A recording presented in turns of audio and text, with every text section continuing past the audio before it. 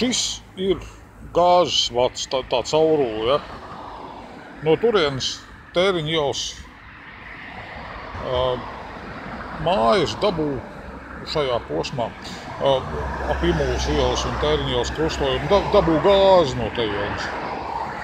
Rekur tā, un te var redzēt, ka tas kociņš te tās viens saukt ir faktiski jau virsū uznācis tam gāzes vadam. Ja pieņemsim kaut kādā vētrā tas kociņš krīt, tad skatīsimies, kurš būs izturīgāks - gāzes vats vai kociņš.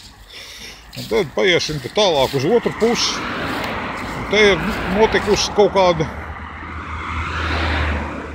jauna parādība. Nezinu, no kurienes ir parādījušās eglītes. Pilsētā top mežs. Galvenais, ka tas mežs tiek taisīts tajā vietā, kur šeit iznāk arī gāzes vats. Un te viņš turpinās laikam, tā te ir, ja? Un eglītes mums skaistas. Ziemassvētkos varēs nākt dekorēt. Un varbūt arī viss sakritīs un varēs pie reizes arī jauku uguņošanu sarīkot ar Latvijas gāzes logo.